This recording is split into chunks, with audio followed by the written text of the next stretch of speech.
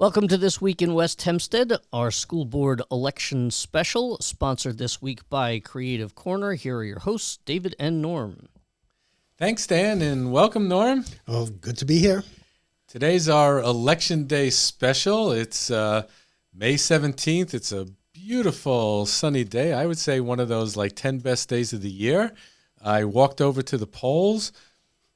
Went to the middle school. It was fairly quiet, got in and out real quick, and was able to vote. What time did you go? Around 9:30. Okay. The polls are open till 9 o'clock tonight. Yeah, so, go out and vote. And, let's get into a little bit about some of the details of the election. And just a quick little top line. Let's go to westhempsteadecho.com. And on the site, you'll see our school budget vote story, which includes the sign that's front and center on the middle school on facing Nassau Boulevard. And there's a bunch of races, but really only one counts. There are 4 candidates running for 3 seats on the school board with 1 seat contested. The contested seat is between Bert Blass, who's running against Jennifer Johnson. Mm-hmm. And what can you tell us about this election? These are basically residents of West Hempstead who care about education. Jennifer has kids in school. She's active on the PTA. And Bert, I think, is new to the neighborhood, but wants to get involved. Yeah. He's got financial background. He understands budgets. And I think budget is a big issue now. And we should be talking about that. I think we should be talking about budgets, and we'll definitely get into that. But let's also talk about, knowing West Hempstead. I mean, we've all lived here for, around 20 years plus, and we're still learning the ins and outs of this town. Bert's been here relatively, has been here for about a year or two. Do you think he really knows what's going on in the community? I really don't know. We've talked to Bert. He seems to be involved in terms of, catching up to speed.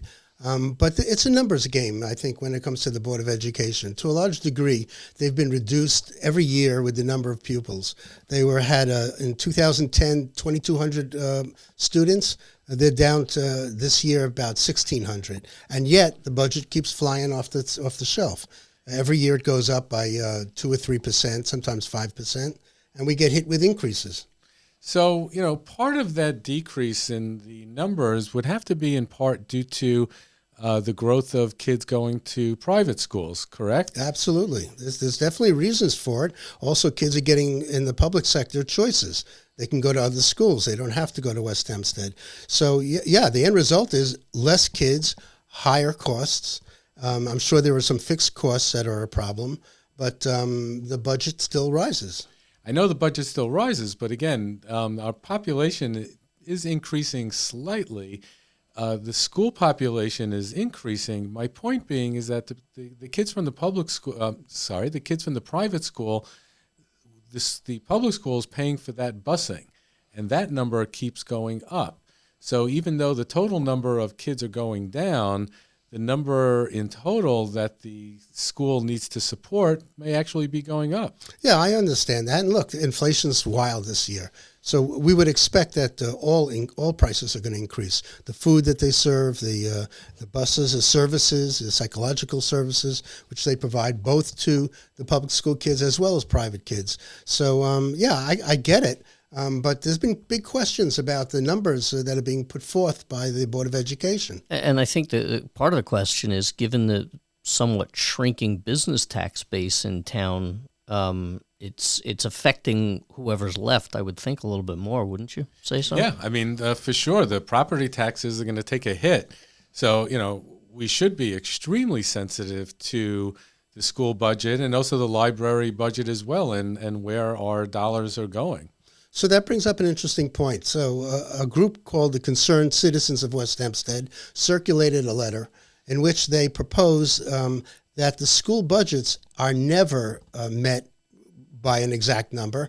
They're always overestimated, and it results in millions of dollars of extra reserve account money that doesn't get spent. and yet we get hit with an increase. According to the circular, which is unsigned, interestingly enough, and I don't know why they wouldn't sign it. These are supposed to be real numbers. They claim that there's $17 million sitting in the bank unused, and that's up to last year. If that's the case, then why are we getting hit with an increase in our taxes? It's a really good point, and I don't know, unfortunately, enough about the real details about the surplus to tell you, how much it actually is, why they need it, and where it's being used, how they got it. I'm sure there's a lot of details that we're just not privy to. Well, if you go to our site and you download the budget, you're going to run into dozens of pages of in-depth budget, which are difficult to understand. Yeah, it's about 21 pages, and unless you're an accountant, good luck.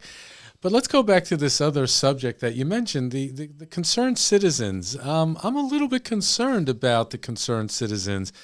Who are they? Are they a mysterious group? Are they people that are public? Do we know anything about them? We know nothing about them, and why are they afraid to sign their name? First of all, I think it's a lot of great homework if it's true. If those numbers are true, then they've opened up what I guess they feel will be a Pandora's box. People need to take a good, sharp look at what they're doing with our money. If they are overestimating every year by $2 million and it's run up to $17 million, then why do they need to get an increase this year, which is going to run in the millions of dollars? Why are we paying for it? So, here's the bottom line. We're having this discussion, and the elections for most people who are listening to this is actually over. And so now we're kind of talking in a post-election situation. And I think the real question that I would like to know is, well, what are we going to do about this in the future? How are we going to actually, in the long term, impact change? And also importantly, how can we use this pulpit of WestHempsteadEcho.com to help facilitate a conversation in a community that clearly needs some clear communication? So we have 3 new members of the board that will result from these elections. Let's ask them. Let's ask them about this reserve account that purportedly isn't being spent. They're sitting on the money. What happens to that money? Does it earn interest? Does it sit there for a rainy day fund for something that's unexpected that no one can explain so far? So I think it's a fair question to ask. And I think that's the point. We shouldn't just get all riled up right before the election, which typically is what happens in West Hempstead. All you have to do is go to the Facebook sites and just see, all the anger and all the people, outraged for about, 2 days and 2 posts, and then they go back to sleep. I think the real point is we have to figure out what's going on. We have to ask the tough questions. There has to be pressure and accountability in the long term to actually impact the change. And I think West Hempstead wants to know. I think both the private sector and those that are going to public school, everyone's concerned. These are our taxes. It's our money. We have a right to ask, and certainly I think our board members would be more than willing to open the books for us. Yeah. And I would also suggest that as we get closer to the midterm elections and then we go back to other school elections in the future, let's invite the candidates to come on the set, talk about what's going on, have an exchange with people in the community, get the conversation going. Having these secret concerned citizen groups, honestly, it's a bunch of crap. It's like, if you have something to say it loudly, and let people comment about it. That's what it's all about. So this is your invitation to any school board member that wants to come on and make a case for the budget, for the school operations. We're giving you a voice. The open invitation is here. Absolutely. And that's what we're all about. It's about civil discourse and being able to say things in the right platform so that people can exchange that information and make an educated decision. So thank you to everyone who came out to vote. If you haven't voted yet, by the time you've seen this, you might still have a couple hours left to do so. And have a great day. Thank you. Thanks for watching, everyone. If you'd like to sponsor this or other shows, please reach out to us at sales@westhempsteadecho.com.